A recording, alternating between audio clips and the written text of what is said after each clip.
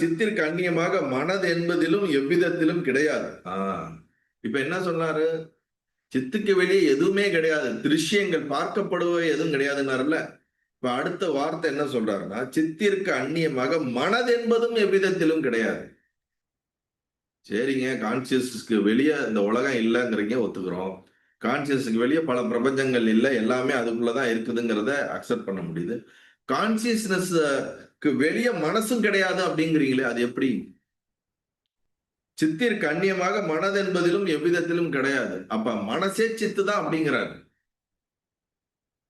உலகம் எல்லாம் கான்சியஸ்னஸ்ன்றாரு. இப்ப மனமும் கான்சியஸ்னஸா தான் இருக்க முடியும், அதை தவிர வேற இருக்க முடியாதுங்கிறாரு. இப்ப அதை தான் இப்ப எஸ்டாப்ளிஷ் பண்ணிட்டே வருவார், எப்படி அப்படிங்கிறத.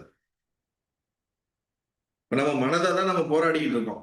மனதிலிருந்து இருந்து எப்படி விடுபடுவது, மனதை எப்படி சாந்திப்படுத்துவது, மனதை எப்படி நிரோதம் பண்ணுவது, மனதில் எண்ணங்கள் இல்லாமல் இருக்கிறதுக்கு என்ன வழி, இது போன்ற பல முயற்சிகளை செய்து கொண்டு வருகிறோம். இவர் இங்க ஒரே ஸ்டேட்மெண்ட்டா கொடுத்துட்டார். கான்சியஸ்னஸுக்கு வேறாக மனசு இருக்க முடியாதுப்பா. அப்ப மனசும் கான்சியஸ்னஸ் தானப்பா. இப்ப போன பிராக்டிஸ் என்ன பண்ணோம், எல்லாமே கான்சியஸ்குள்ள இருக்கும்போது இந்த உடம்பு அதுக்குள்ளதானே இருக்க முடியும். உடம்பு, உயிர், மனமு, புத்தி, இந்திரியங்கள் எல்லாமே அதுக்குள்ளதானே இருக்க முடியும். ஆனா நம்மளை விட்டுட்டு மத்தது எல்லாமே கான்சியஸ்னஸ்குள்ள இருக்கிற மாதிரி பாவனை பண்ணுவோம் சில பேர்.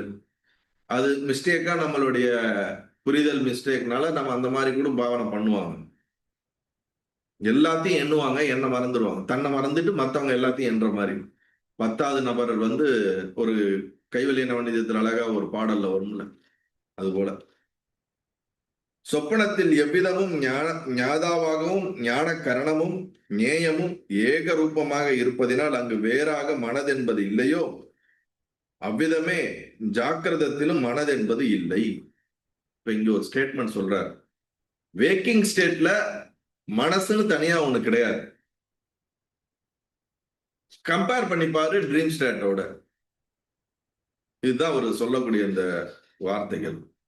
இப்ப நமக்கு வேக்கிங் ஸ்டேட், நம்ம எல்லாரும் வேக்கிங்ல தான் இருக்கிறீங்க நான் நினைக்கிறேன். இன்னைக்கு ஆடி 18 வேற. எல்லாரும் மத்தியானம் வடை பாயசத்தோட சாப்பிட்டுக்கிட்டு நல்ல ஆழ்ந்த ஒரு வட சமாதியில எதுவும் இருக்கீங்களான்னு தெரியல. எனிவே, சமாதியில இருந்தாலும் ஜாக்கிரத்துல இருந்தாலும் இங்க ஜாக்கிரத்துல மனசுன்னு கிடையாதுங்கிறது. இப்ப சொப்பனத்தில் எவ்வித ஞாதாவாகவும், அதாவது அறிபவனும் அறியப்படுகின்றதும் அறிகின்ற கரணமும் கருவிகளும் அறிவும் எல்லாமே ட்ரீம்ல ஒன்னா இருக்குது. இப்ப ட்ரீமை உதாரணமா சொல்லும் போது, ட்ரீமை அனுபவிக்கிறவன் யாரு? நான் தான். ட்ரீம்ல வர மற்ற மனிதர்கள் யாரு? அதுவும் நானே தான், வேற மாதிரி இருக்கு, வேற வேற இதா வெளிப்பட்டு இருக்கேன். ட்ரீம்ல இருக்கக்கூடிய உலகம், அந்த பில்டிங், மனிதர்கள், மற்ற விஷயங்கள் எல்லாமே ஒண்ணுதான். இந்த ஒண்ணுதான் பலவாக பிரிந்து அதற்குள்ள என்ன ஆகுது, ஒரு விதமான ஒரு காரியம் நடப்பது போல ஒரு தோற்றம் இருக்குது. அது போல இந்த ஜாக்கிரத்திலையும் நீ தனியா மனசுன்னு ஒண்ணு இருக்குதுன்னு நினைச்சுக்காத. அதே மனசுதான் இப்ப நீயாகவும், நான் இப்ப உங்களுக்கு முன்னாடி இருக்கிற நானாகவும், நம்ம இந்த உலகத்துல இருக்கக்கூடிய பல மனிதர்களாகவும், பல ஜீவராசிகளாகவும், இந்த உலகமாகவும், இவை அனைத்தும் ஒரே விதையிலிருந்து வெளிப்பட்ட, ஒரே உணர்விலிருந்து வெளிப்பட்ட ஒன்றாக இருக்கின்றது. அப்படி பாரு. கனவு எப்படி ஒன்றிலிருந்து அனைத்தும் வெளிப்பட்டது போல, இந்த ஜாக்கிரத்துங்கிறது நீ அதுல இருந்து தனியா உன்னை பிரிச்சு பார்க்காத. மொத்தமா ஒரே யூனிட்டா ஒண்ணுல இருந்து வெளிப்பட்டது. அந்த ஒன்றானது மனமாக பார், அல்லது அந்த ஒன்று கான்சியஸ்னஸ் ஆக பார். நாம இப்ப என்ன சொல்றோம், இந்த உலகம், அதுல நான் தனியா ஆளு, அதுல நான் ஒரு புத்தி இருக்கு, எனக்கு மனசு இருக்குன்னு இப்படி பாக்குறோம்ல. இப்ப இப்படி பிரிச்சு இந்த மனம் ஒண்ணு இருக்குது, இந்த மனம் தான் கருவியா இருக்குது, இதைத்தான் நம்ம சரி பண்ணணும்னு ஒர்க் பண்ணிட்டு இருக்கோம். இவர் என்ன சொல்றாருன்னா, இந்த மாதிரி ஒரு கருவியின் தனியா மனசுன்னு நீ சொல்லாத. இதுக்கு மூலமா இருக்கிறதே நீ பார்க்கிறவனும் சரி, பார்க்கப்படுகின்ற பொருளும் சரி, இல்ல பார்த்தல்ன்ற அனைத்துமே ஒரு உணர்விலிருந்து வெளிப்பட்டது. அதனால அங்க மனசுன்னு ஒன்னே கிடையாது. எதுல இருந்து வெளிப்பட்டதோ அது மட்டுமே இருக்கின்றது அப்படின்னு இங்க சொல்றாரு. அவ்விதமே ஏகரூபமாக, சொப்பனத்தில் ஏகரூபமாக மனது இருந்து பலவிதமாக வெளிப்படுவது போல, ஜாக்கிரத்திலும் மனது என்பது பலவிதமாக வெளிப்பட்டு கொண்டிருக்கிறது. உண்மையில் மனது என்பது ஒன்று தனியாக இல்லை. அதான் ஸ்டேட்மெண்ட். ஆக்சுவலி இந்த 18வது அத்தியாயம் ரொம்ப முக்கியமான ஒரு அத்தியாயம். இதுல பலவிதமான ட்ரூத்தை வந்து கொஞ்சம் இது படிச்சா புரியறதுக்கு கஷ்டமான ஒரு சாப்டர் தான் இது. நானே பல தடவை இதுல இருக்க தமிழ்களும் அந்த மாதிரியான தமிழ் வார்த்தைகள் அதுல இருக்கக்கூடியதா இருக்கு. அப்ப காரியத்தை சாதிப்பதற்காக மட்டுமே மனதென்று கற்பிக்கப்பட்டது என்று வேறல்ல. காரியத்தை சாதிப்பதற்காக அப்படின்னா என்ன அர்த்தம்? ஒரு வேலைகள் எல்லாம் செய்வதற்கு, கிரிகளை செய்வதற்கு மனதினால் தான் செய்ய முடியும் என்பதற்காக ஒன்று, அதற்கு ஒரு பெயர் கொடுத்து அதுக்கு ஒன்று செயல்படுத்தப்பட்டதே தவிர, கற்பிக்கப்பட்டதுன்னா என்னது? இல்லாததை இருப்பது போல கற்பிக்கப்பட்டதே தவிர உண்மையில் அப்படி கிடையாது. சொப்பன மரத்தை வெட்டுவதற்கு சொப்பன கோடாரியானது கரணமாவது போல, ராமா அசத்திய வடிவமாகிய கிரியை காரணமும் அசத்தியமே. கனவுல நம்ம ஒரு மரத்தை வெட்டுறதுக்கு கோடாரி எங்க இருந்து எடுக்கிறோம்? எந்திரிச்சு பெட்ல இருந்து எந்திரிச்சு வீட்டுல இருக்கிற ஒரு கோடாரி எடுத்துட்டு போயிட்டு கையில வச்சுக்கிட்டு திருப்பி தூங்கின உடனே அங்க மரம் வரும், அங்க போய் வெட்டலான்ட்டு வெட்டுறோமா? இல்ல, முடியாது. இல்ல, ஆழ்ந்த தூக்கத்துக்குள்ள போயிட்டு அங்க இருந்து கோடாரியை எடுத்துட்டு வந்து கனவுல வெட்டுறோமா? அதுவும் கிடையாது. கனவுல ஒரு மரத்தை வெட்டணும்னா கனவுல அங்க பக்கத்திலேயே அந்த மரமானது ஒரு கப் அது உற்பத்தி பண்ணுது, ஒரு கோடாரி இருக்குது போல அதை எடுத்து வெட்டுறோம். அவ்வளவுதானே? அது போல என்ன சொல்றாரு பாருங்க. சொப்பன மரத்தை வெட்டுவதற்கு சொப்பன கோடாரி ஒரு கருவியாக இருப்பது போல, ராமா பரசுராமா அசத்திய வடிவமாகிய கிரியைக்கு கரணமும் அசத்தியமே. அசத்திய வடிவமாகிய கிரியை அப்படின்னா என்னது? பொய்யான செயல்களை செய்வதற்கு உருவாக்கப்படுகின்ற கருவியும் பொய்யானதுதான். அப்ப பொய்யான செயல்கள்ல எதை சொல்ல வர்றாரு? இந்த மொத்த உலகம் இயங்குறதும் நம்ம இயங்குறதும் எல்லாமே பொய்யான ஒரு செயல், இல்லாத ஒரு செயல். அந்த மாதிரி ஒண்ணு நடக்கவே இல்லை.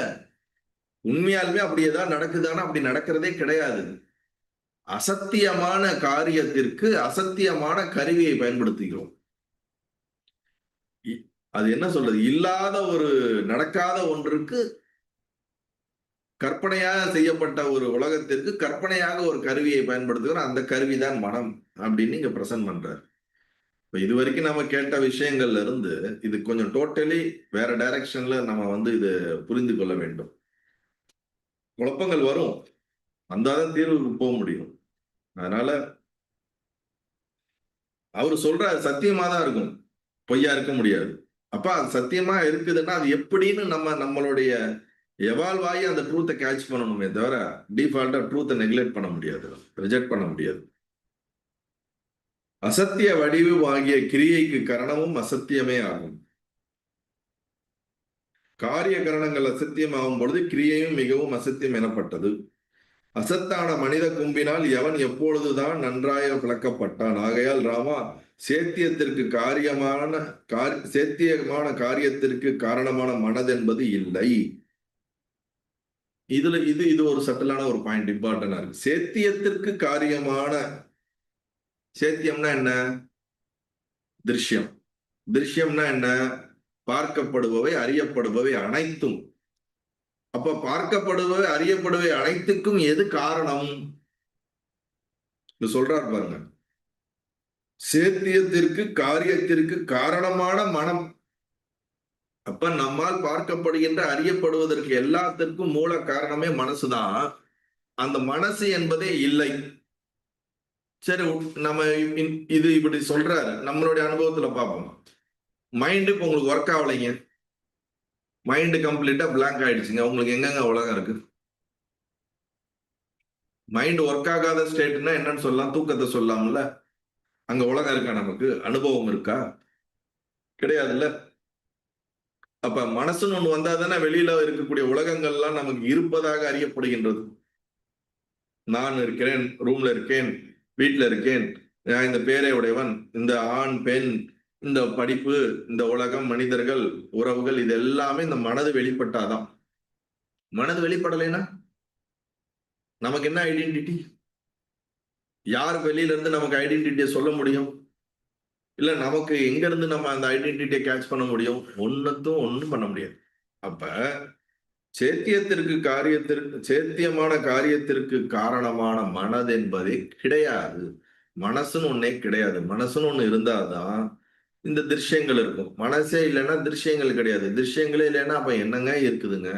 இப்ப என்னங்க சொல்ல வரீங்கன்னா, அத்வைத சத்தியத்தோடைய ஆழமான உண்மை என்னன்னா, கான்சியஸ் ஒன்லி எக்ஸிஸ்ட், அதர் தென் நத்திங் எக்ஸிஸ்ட். இதுதான் அப்சல்யூட் ட்ரூத். பிரம்மம் மட்டுமே இருக்கின்றது, அதை தவிர வேறு ஒன்றும் இல்லை. அது மட்டுமே இருக்கின்றது. அதற்கு அந்நியமாக வேறாக இரண்டாவதாக எந்த ஒரு வஸ்துவும் கிடையாது அப்படிங்கிறது தான் அதனுடைய அல்டிமேட் ட்ரூத். இப்ப அதை தான் இங்க எஸ்டாப்ளிஷ் பண்றார். சொப்பனத்தில் கிரியை செய்வதற்கு காரணமான திருஷ்டாவே மனதென்று சொல்லப்படும். இப்ப உதாரணத்தை வச்சு சொல்றார். கனவுல செயல் செய்யறவன் யாரு? மனசுதான். அதே போல இந்த ஜாக்கிரத்துல செயல் செய்யறவன் யாரு? மனசுதான். இப்ப ரெண்டும் ஒண்ணுதானே. கனவுல எல்லாமா இந்த மனசு இருப்பது போல இந்த ஜாக்கிரத்துல எல்லாமா இருக்கிறது இந்த மனசுதான். ஆகையினால் பரசுராமா, கிரியை செய்வதான மனது எக்காலத்திலும் இல்லை. அப்ப நீ எல்லாம் வேலையெல்லாம் செஞ்சுட்டு இருக்கியான்னு நினைச்சிட்டு இருக்க இல்ல? எல்லா வேலையும் நான் தான் செய்கிறேன், என்னாலே வேலைகள் செய்யப்படுகிறது, நான் இன்றி ஒரு வேலையும் நடக்காது வீட்டில், உலகத்தில் என்னை சுற்றி அவ்வளவு பொறுப்புகள் இருக்கின்றன, நான் இதை செய்தாக வேண்டும், அதை செய்தாக வேண்டும், இதை முறித்தாக வேண்டும், அதை நான் என்ன செய்தாக வேண்டும், அதை செய்தாக வேண்டும். நீ எது செய்தாலும் சரி, கிரியை செய்வதான மனது என்பது எக்காலத்திலும் இல்லை.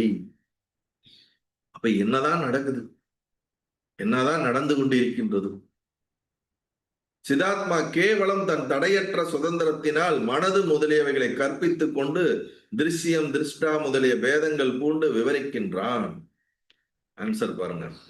சிதாத்மா as a consciousness, கேவலம் என்றால் அது மட்டுமே, தன் தடையற்ற சுதந்திரத்தினால், தன்னுடைய சுதந்திரம்னா என்னது? Freedom. Out of my freedom, out of consciousness உடைய சுய செல்ஃப் ஃப்ரீடத்தினால மனது முதலியவைகளை கற்பித்துக் கொண்டு, மைண்டு அதை கற்பித்துனா என்னது? உருவாக்கி கொண்டு. உண்மையாலுமே உருவாக்குதானே? அப்படி கிடையாது.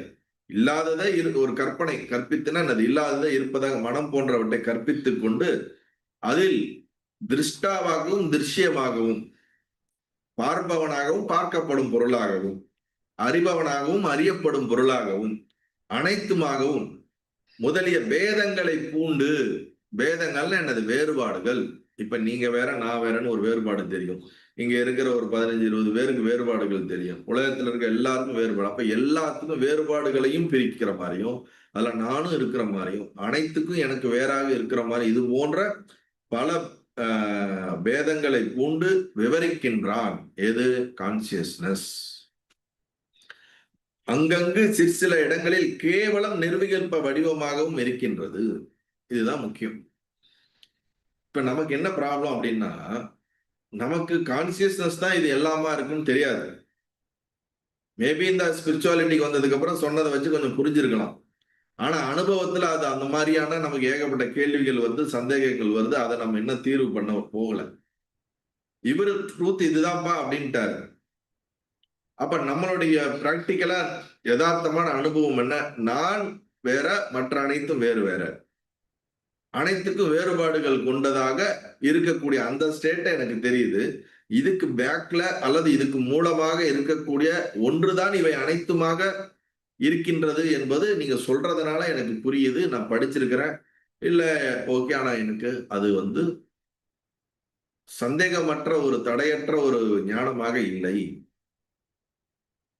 இப்ப அந்த மாதிரி நமக்கு அது ஞானமா மாறுறதுக்கு தான் இவர் என்ன சொல்றாருங்கன்னா, அங்கங்கு சிற்சில இடங்களில் கேவலம் நிர்விகல்ப வடிவமாகவும் இருக்கின்றது. இது சொல்லவே தேவையில்லைங்க. அது சொல்றாருன்னா, எது எல்லாமாகவும் தன்னை பறந்து விரிந்து இருக்கின்றதோ இந்த மனசு, சம்டைம்ஸ் அது என்ன பண்ணுது? கேவலம் வெறும் கான்சியஸ்னஸ் மட்டுமே இருக்குது. அப்படின்னா என்ன அர்த்தம்னா, ஜாக்கிரத் ஸ்டேட்லயும் சரி, சொப்னா ஸ்டேட்லயும் சரி, டீப் ஸ்லீப் ஸ்டேட்லயும் சரி, சம்டைம்ஸ் இன்பிட்வீன் த கேப்ஸ், ஒரு எண்ணத்திற்கும் இன்னொரு எண்ணத்துக்கு இடைப்பட்ட இடைவெளி, அல்லது நாம் தியானம் செய்யும் போது மனம் ஆழ்ந்த அமைதிக்குள்ள செல்லும் பொழுது, அல்லது மனம் எண்ணங்கள் அற்ற நிலையில் இருக்கும் பொழுது, இந்த மனம் தன்னுடைய சுபாவமான கான்சியஸ் ஸ்டேட்லயே அது அவரா நிர்விகல்பமாக இருக்கின்றது. ஈவன் நீங்க பயங்கரமா ஆக்டிவா ஒர்க் பண்ணிக்கிட்டே இருந்தாலும், நம்ம ஏற்கனவே பார்த்திருக்கோம்ல சனிக சமாதிகள் அப்படின்னு. பிராக்ஷன் ஆஃப் செகண்ட்ஸை விட லெஸ் தென் அ செகண்ட் இந்த மனசானது அந்த கான்சியஸ்னஸோட ஐக்கியமாயிட்டு வருது. அப்படி கேவலம் நிர்விகல்ப வடிவமாகவும் சில இடங்களில் இந்த உணர்வானது இருக்கின்றது அப்படின்னு இங்க சொல்றார்.